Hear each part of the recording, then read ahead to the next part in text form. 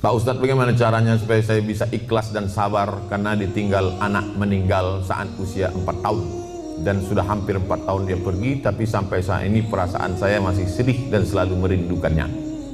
Apa saya kurang ikhlas? Nabi punya anak namanya Ibrahim, meninggal umur 18 bulan, menetes air mata Nabi, menangis Nabi.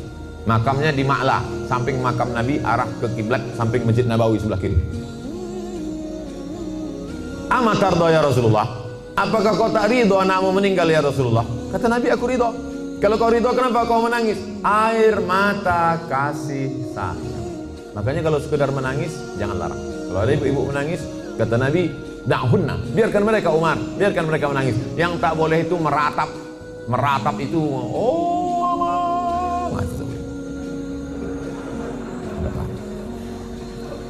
selama lidah tak bergerak, selama tangan tak bergerak, hanya tetesan air mata boleh.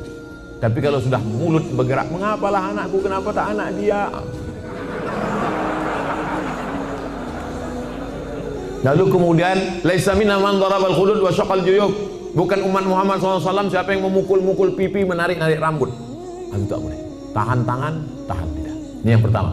Yang kedua, tak ada yang bisa menenangkan hati ini selain zikir dan baca Quran. Asal teringat kepada anak buah hati belayan jiwa itu, buka Quran, hatamkan Quran dari Al-Fatihah, Al-Baqarah, buka Quran digital baca. Asal terasa rindu, ingat bayangannya segala macam, ingat Quran. Yang kedua, banyak sedekah. Sedekah ke masjid. Saya mengenang almarhumah emak sudah setahun 4 bulan, orang tua sampai hari ini, untuk menghilangkan itu tak pernah lupa baca Al-Fatihah. Asal ingat untuk almarhumah Al-Fatihah. Begitu juga kirim Al-Fatihah, baca Quran. Malam Jumat surah Al-Kahfi, tiap malam baca Yasin, untuk menghilangkan itu semua. Tak ada tempat kecuali minta kepada Allah Subhanahu wa taala. Yang ketiga, ada yang lebih sayang kepada dia daripada kita. Mana yang lebih sayang kepada anak kita itu? Kita atau Allah? Allah. Itu barang pinjaman, diambilnya. Kenapa kita marah? Inna lillahi wa inna ilaihi. Itu punya dia. Ketika diambil, kenapa kita marah? Ini mimbar ini bukan punya saya, ini mikrofon ini bukan punya saya. Ketika diambil marah saya, berarti saya gila. Ini bukan punya saya, kecuali ini saya bawa dari rumah. Bukan punya kita. Maka yakinkan bahwa ada yang lebih sayang daripada aku. Yang keempat, berpisahnya hanya sekejap. Nanti ketika anak ibu ini disuruh Allah masuk ke dalam surga, apa kata anak itu? Ya Allah, aku hanya mau masuk ke surga dengan yang pernah melahirkan dan membesarkan aku. Disitulah ibu mendapatkan syafaat anak. Syafaat Nabi ada, syafaat malaikat ada, syafaat Quran ada, syafaat penghafal Quran ada, syafaat ulama ada. Ada syafaat anak kecil, ditariknya ujung kain jubah ibu masuk ke dalam surga bersama dia. Anak kecil itu di dalam surga membawa nampan-nampan tempat air minum, menuangkannya lu'lu'il maknun. Mereka itu seperti permata berkilau cahaya, terbang ke sana kemari. Dia menjadi pelayan-pelayan surga karena mereka tak ada dosanya sama sekali. Yang kelima, ada yang lebih tinggi daripada amal soleh, zakat, puasa, infak, wakaf, haji mabrur dan jihad. Apa itu yang paling tinggi? Ridho. Orang yang sudah masuk surga itu ditanya Allah, kalian sudah dapat semua kenikmatan surga, apa yang belum? Ada satu ya Allah. Apa itu? Ridhaka. Kata Allah, yang dapat ridhoku cuma satu. Siapa dia? Orang yang ridho menerima ujianku. Ibu ridho menerima ujian ini, sabar ibu, maka ibu adalah orang yang masuk ke surga bersama anak itu. Mudah-mudahan kita semua sabar menerima ujian Allah Subhanahu wa taala. Assalamualaikum Ustaz. Semoga Ustaz sehat-sehat. Amin. Mau tanya Ustaz, apa hukumnya orang tua yang tidak mengakikahkan anaknya? Apakah masih bisa apa hukumnya orang tua tak mengakikahkan anaknya? Kullu mauludin, setiap anak yang lahir rohinatun, tergadai. Jadi kalau mobil kita tergadai, STNK BPKB kita gadaikan, setelah ada duit kita tebus. Maka anak kita ini tergadai. Bagaimana cara menebusnya? Tulbahu anhu yawma sabi'ihi, sembelihkan kambing hari ke-7. Yuhlaku, cukurkan rambutnya. Wa yusama, kasih nama yang baik-baik. Siapa nama anak kau? Alan Nuari. Kenapa itu kau kasih? Lahir di jalan bulan Januari.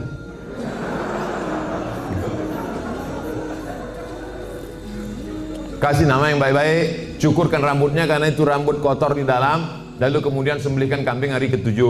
Tak ada duit hari ke-7, hari ke-14. Tak ada duit hari ke-14, hari ke-21. Lewat 21 tak usah tengok tanggal lagi. Setahun, 2 tahun, 3 tahun, 5 tahun, taman SD, taman SMP, taman SMA. Tapi kalau dia udah semester 2, hanya potong kambing aja. Tak usah potong rambut lagi. Tak pula diayun pakai marhaban.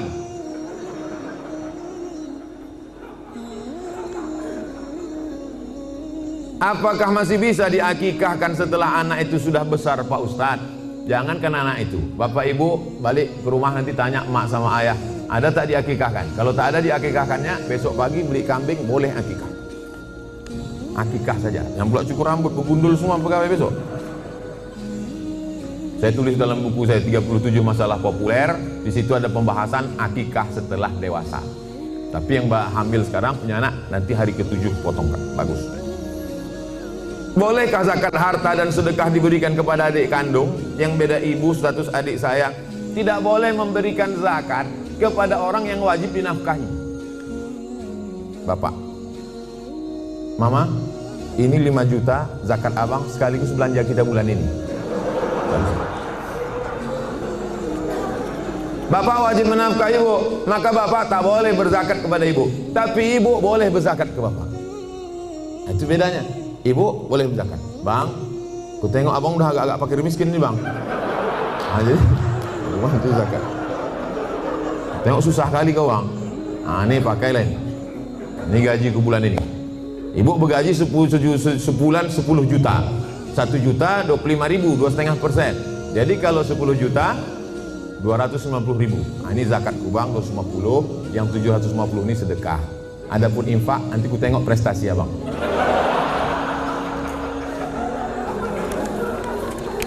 Nah, kaedahnya tak boleh berzakat pada orang yang wajib kita nafkahi. Tak boleh berzakat kepada anak, karena anak itu wajib kita nafkahi. Nah sekarang adik, apakah adik itu wajib kita nafkahi? Tidak. Yang wajib dinafkahi itu siapa? Istri, anak, cucu, mertua, orang tua, yang hubungan langsung. Itu yang wajib kita nafkahi. Orang yang tak wajib kita nafkahi, boleh kita kasih zakat. Kalau kita bersedekah pada orang jauh, nilainya 1 sedekah. Tapi kalau kita bersedekah pada orang dekat, nilainya 2. 1 sedekah, 1 lagi silaturahim. Tapi banyak orang tak mau sedekah ke keluarga dekat. Kalau sedekah sama orang lain, kok kenapa tak sedekah sama saudara? Payah saudara nih Pak Ustadz, dikasih sikit-sikit kali katanya. Bagaimana menghadapi suami yang berselingkuh?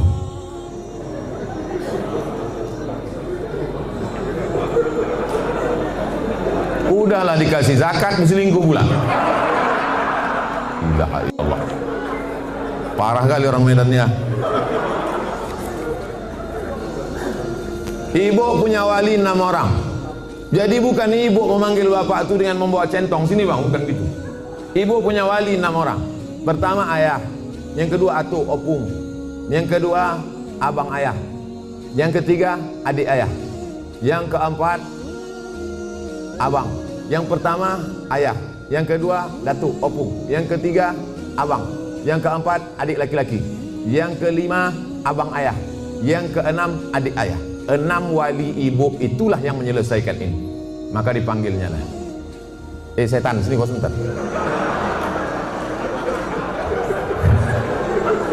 Orang berselingkuh itu mesti gitu manggilnya. Tak pula kita panggil kepada menantu kami silakan datang. Mana ya tengkuk dia. Kalau ada yang polisi, tentara situ, cabutkan pistol, letakkan di atas meja itu, pang, letakkan, biar tahu. Walaupun tak ada pelornya. Ku dengar kau udah selingkuh. Kemarin tertangkap screenshot SMS. Ini dia kan, ini foto perempuan kan. Kau jangan macam-macam. Kau berhenti selingkuh. Kalau kau tak berhenti, jadi kasih dia mop, di mop dia sikit. Habis itu berhenti. Iya pak, aku stop nih. Ada berhenti dia. Tinggal lagi ibu. Mau ibu menerima barang second nih?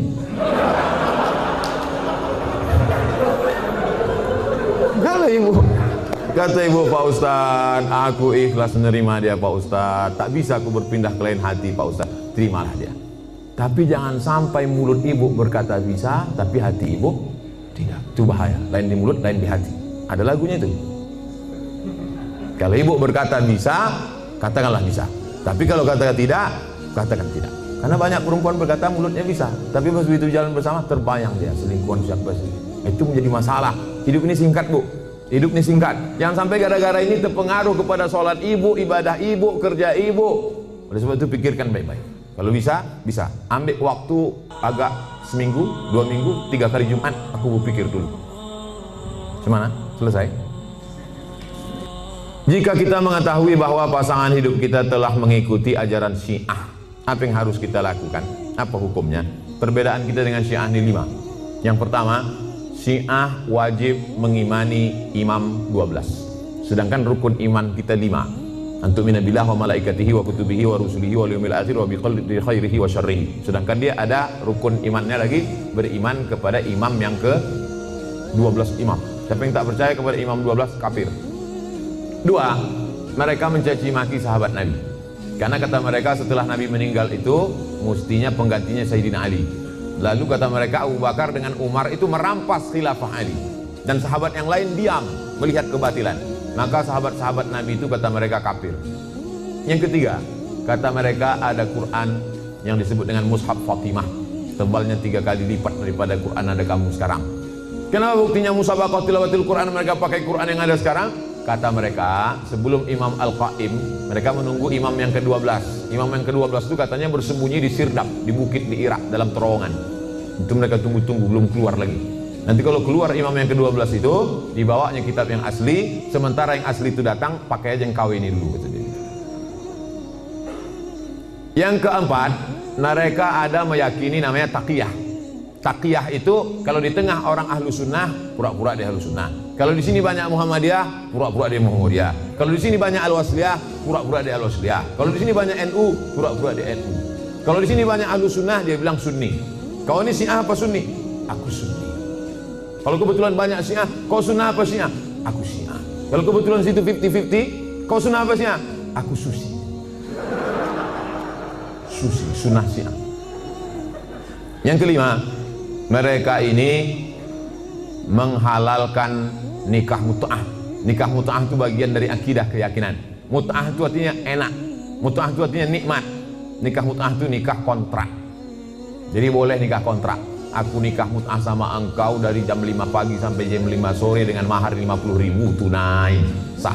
Dalam Islam tak boleh nikah mut'ah. Oleh sebab itu inilah perbedaan, 5 perbedaan menurut Syekh Ali Jum'ah, ulama besar. Kita berpegang teguh dengan ahlus sunnah wal jamaah. Kalau ada suami ibu atau istri bapak yang ikut golongan ini, ajak dia balik, bawa dia ke ketua MUI, bawa dia ke dokter